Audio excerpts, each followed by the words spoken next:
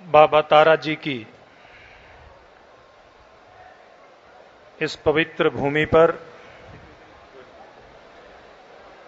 हमारे बीच में उपस्थित जननायक जनता पार्टी के बहुत ही संघर्षशील युवा नेता दिग्विजय चौटाला जी, हमारे साथी हरियाणा सरकार में पूर्व में मंत्री रहे भाई कृष्ण बेदी जी, हिसार से विधायक डॉक्टर कमल गुप्ता जी, भारतीय जनता पार्टी के जिला के अध्यक्ष हमारे युवा साथी आदित्य चौटाला जी,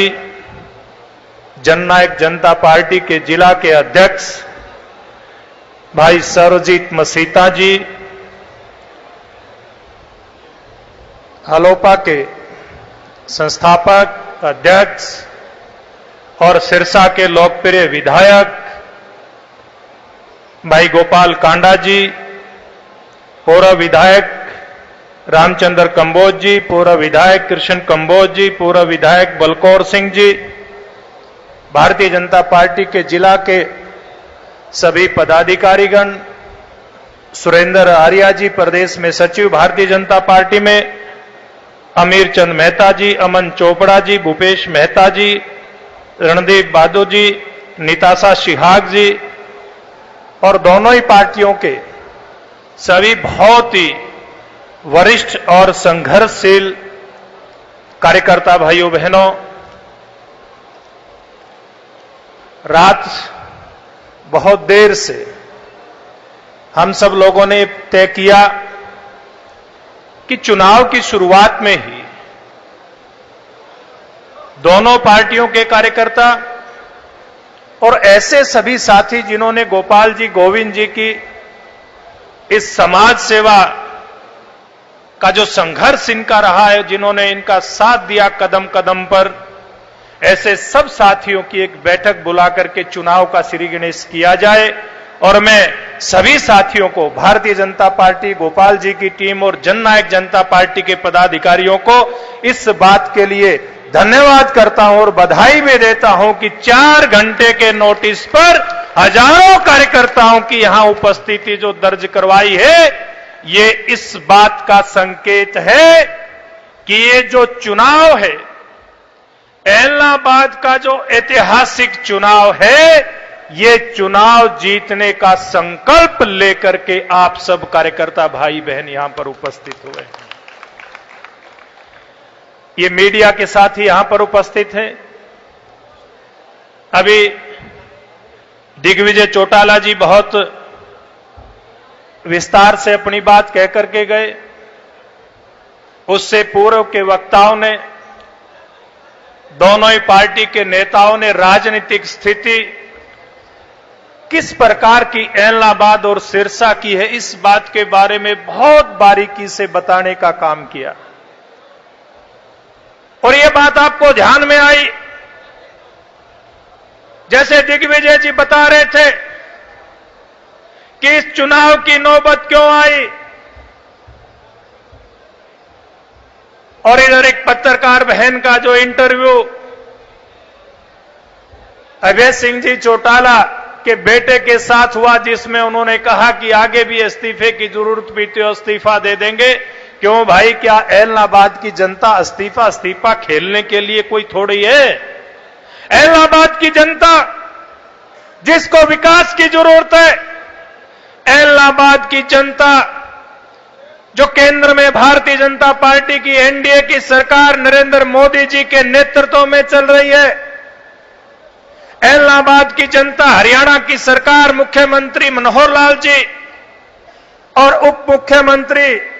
दुष्यंत चौटाला जी के नेतृत्व में चल रही है। इन दोनों ही सरकार की जो विकास की योजनाएं हैं, उनका लाभ लेने के लिए है, आपके चुनाव का खेल खेलने के लिए इलाहाबाद की जनता नहीं है।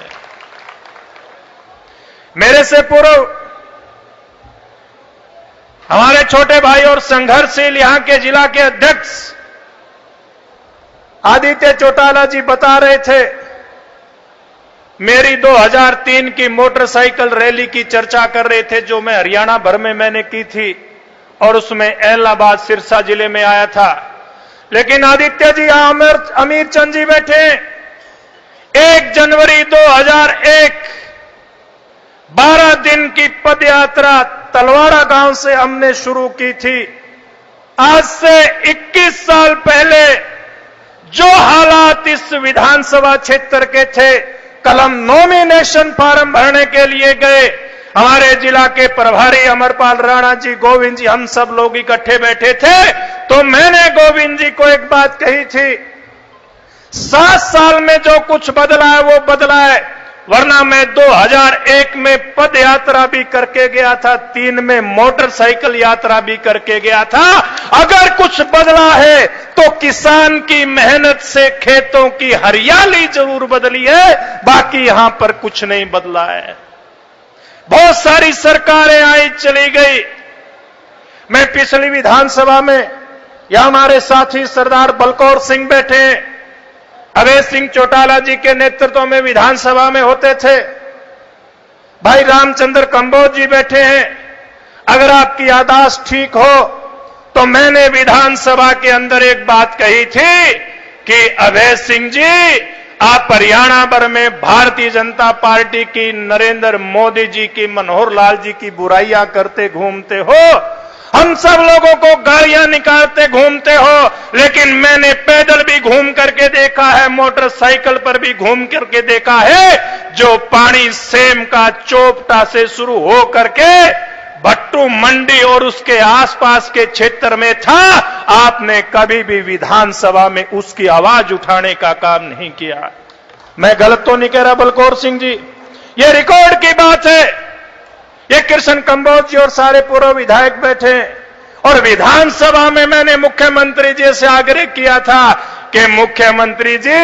ये अभय सिंह चौटाला तो इलाहाबाद के किसान की इस पीड़ा को ना समझता है और ना उसको समाधान करने का प्रयास करता है। आप इस प्रकार के नेता हैं जिन्होंने सबका साथ, सबका विकास, सबका विश्वास जीतने का एक नारा दिया है, तो आप आइए इलाहाबाद की जनता को इस सेम की समस्या से छुटकारा दिलाइए। मैं आपको बात बताना चाहता हूं, रिकॉर्ड की बात है, मुख्यमंत्री जी ने उस सेम की समस्या को समाप्त करने के लिए है। कृष्ण बेदी जी बहुत सारी बातों के बारे में बता करके गए हैं, मैं ज्यादा गहराई में नहीं जाना चाहूंगा। आप यहां पर इलाहाबाद विधानसभा क्षेत्र के घर घर में जाकर के यहां के जागरूक मतदाता को यह बात बताने का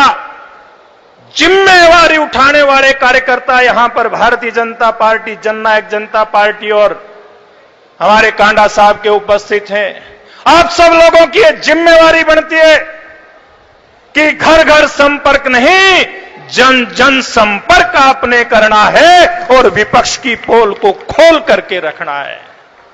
ये किसान आंदोलन के बारे में भाई दिग्विजय जी बड़े विस्तार से बता रहे थे, और पिछले दिनों आपने सुप्रीम कोर्ट में जो हमारे किसान भाइयों ने, किसान आंदोलनकारियों ने एक रिट दाखिल की थी जंतर मंतर पे धरना देने की इजाजत लेने के लिए, उसके संदर्भ में सुप्रीम कोर्ट ने कहा है कि जब केंद्र सरकार ने 1.5 साल के लिए कानूनों को निलंबित कर दिया, कहा कि 1.5 साल तक कानून लागू नहीं होंगे, सुप्रीम कोर्ट ने उसके ऊपर स्टे दे दिया। एक कमेटी बनी, उसके अंदर सुनवाई चल रही है। एक बात बताइए, हम और आप सब लोग गांव देहात के रहने वाले हैं, कई बार गलतफहमियों में आपस में परिवारों में झगड़े हो जाते हैं, कोर्टों में चले जाते हैं, स्टे हो जाता है, तो फिर वो झगड़ा और वो विवाद भी सटे हो जाता है कि नहीं हो जाता? जब तक कोर्ट का निर्णय नहीं आता तब तक उस विवाद के अंदर कोई बोलता है क्या? कोई भी नहीं बोलता। लेकिन इसके पीछे की राजनीति समझने की बात है कि किस प्रकार से ये कानून स्टे होने के बाद भी कुछ राजनीतिक दलों के लोग हमारे भोले भाले किसान भाई के कंधे के ऊपर बंदूक रख करके और राजनीतिक शिकार करने का प्रयास कर रहे हैं। ये बात पहले आपने समझनी है, हर कार्यकर्ता ने समझनी है। हम दोनों पार्टियों के कार्यकर्ता ने समझ करके इलाहाबाद के एक एक मतदाता को बताने का काम करना है। आपको यह बात बताने का काम करना है कि आज इस देश के अंदर, इस प्रदेश के अंदर नरेंद्र मोदी जी की सरकार है, जो सबका साथ, सबका विकास, सबका विश्वास लेकर के आगे बढ़ने का काम करती है। और उसी प्रकार की सरकार हरियाणा प्रदेश के अंदर है, जो गरीब से गरीब व्यक्ति का भला किस प्रकार से हो, हर समय इस बात की चिंता में लगी रहती है। और इसका यह परिणाम है कि जब एचसीएस की भर्ती हुई थी, ये आदित्य जी बताएंगे कि कौन से गांव का हमारा एक नौजवान था, इसी सिरसा जिले के बहुत गरीब परिवार का, वो इस सरकार की नीतियों के कारण से हरियाणा सिविल सर्विसेज में सिलेक्शन उसका हुआ था कि नहीं हुआ था, आप सब लोग जानते हैं। गरीब से गरीब परिवार के व्यक्ति को नौकरी देने का काम इस सरकार के समय में हुआ। और ये हरियाणा की सरकार पंडित दीनदयाल उपाध्याय के अंत्योदय करके चल रही। 1987 का चुनाव चौधरी देवीलाल ने बुढ़ापा पेंशन देने की घोषणा की थी। 100 रुपए की पेंशन उस समय शुरू हुई थी और आज वो पेंशन बढ़ करके कितनी हुई? 2500 रुपए की पेंशन आज बढ़ करके हुई है। मैं आपको बताना चाहता हूं कि नरेंद्र मोदी देश के प्रधानमंत्री बने, उन्होंने कहा देश के किसान और मजदूर के हालात सुधरने चाहिए। उन्होंने किसान के लिए 6000 रुपए सालाना पेंशन की घोषणा की थी, हर किसान को मिल रही है। जिस प्रकार से 100 रुपए की पेंशन आज 2500 का रूप ले चुकी है, आप अंदाजा लगाइए कि नरेंद्र मोदी जी की 6000 की पेंशन भविष्य में कितना बड़ा रूप लेकर के निकलने वाली है। मैं बात इसलिए बता रहा हूं कि आप दोनों ही पार्टियों के कार्यकर्ताओं को, भाई गोपाल कांडा जी के सब संघर्ष के साथियों को, हमारी साझा सरकार की एक एक जो जन कल्याण की नीति है, किसान को आगे बढ़ाने की नीति है, इसका अध्ययन करना होगा, घर घर जाकर के संपर्क करना होगा। और पहले तो जो दिमाग में फतूर बांट रखा है, सटे के बावजूद भी कुछ लोगों को गुमराह कर रखा है किसान आंदोलन के रूप में, उसको निकालना होगा, उस गलतफहमी को दूर करना होगा। आज बड़े दुर्भाग्य की बात है कि किसान को किसान से लड़ाने का काम कुछ स्वार्थी लोग हमारे बीच में आकर के कर रहे हैं। कल हमने देखा जब नॉमिनेशन भरने के लिए हम लोग गए थे कि किस प्रकार से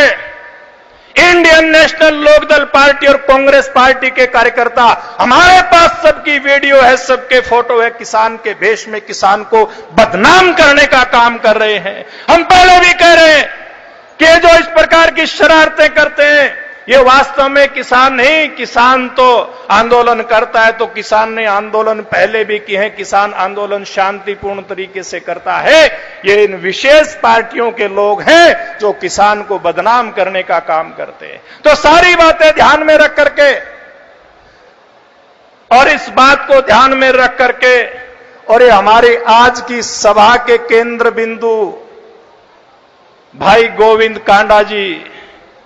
मैं पहले इतना ज्यादा नहीं जानता था क्योंकि गोपाल जी के नाम से गोपाल जी से मिलना भी रहता था। मैं समझता था कि यहां पर जो हजारों लाखों लोगों को जो मदद मिली है, इलाज के रूप में, पढ़ाई के रूप में, लिखाई के रूप में, दवाई के रूप में, वो केवल गोपाल जी ही करते होंगे। लेकिन यहां आने के बाद पता चला, और जब से इस चुनाव की चर्चा आई और गोविंद जी के भारतीय जनता पार्टी में शामिल होने की बात आई, तो मैंने ध्यान किया तो एक बात समझ में आई कि सारी जो यहां से सेवा हो रही है, बेशक नाम तो क्योंकि परिवार के बड़े का होता है, लेकिन कोई सूत्रधार के रूप में अगर काम करता है तो भाई गोविंद कांडा करता है। इसलिए दोनों सरकार की, हमारी साझा सरकार की सारी जन कल्याण की नीतियां, पॉलिसी लेकर के जाएंगे और ये बताएंगे जनता को कि एक तरफ अभय सिंह चौटाला जो दूसरे दलों के नेताओं के ऊपर छींटा कसी करने के अलावा कोई काम नहीं करता, और हमारा प्रत्याशी सेवा के अलावा कोई काम जानता नहीं है, जानता है तो केवल सेवा करना जानता है। तो आइए मिलकर के हम सब लोग संकल्प लें, और संकल्प के रूप में मैं आपसे नारे लगवाना चाहूंगा। आपके नारे से संकल्प की सिद्धि का पता चलेगा। जोर से लगाओगे, वो कुछ लोग धूप से बचने के लिए छाया में खड़े हो गए, उन तक आवाज आ रही है तो नारे में वो भी भागीदारी करेंगे, क्योंकि आप लोगों की ताकत इलाहाबाद की सामूहिक ताकत है।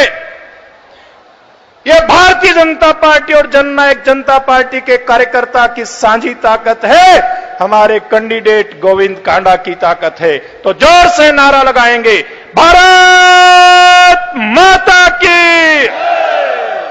भारतीय जनता पार्टी जिंदाबाद, जननायक जनता पार्टी जिंदाबाद, जीतेगा भाई जीतेगा, जीतेगा भाई जीतेगा। आखिर में फिर यहां पर दोनों ही पार्टियों के हमारे जुझारू जिला अध्यक्ष यहां पर मंच पर उपस्थित हैं, भाई आदित्य देवीलाल जी और भाई सरजीत मसीता जी। आप दोनों से मैं आग्रह करूंगा कि दोनों ही पार्टियों के शीर्ष नेतृत्व ने आपकी दोनों की जिला अध्यक्षों की कप्तानी के अंदर इन कार्यकर्ताओं को मोर्चे के ऊपर डटाना है। आप सब अपनी टीम को लेकर के मोर्चे के ऊपर डटेंगे, इसी विश्वास के साथ आप सबका बहुत बहुत धन्यवाद। अभी आए हुए अतिथियों का बड़ी माला से अभिनंदन किया जाएगा और सभी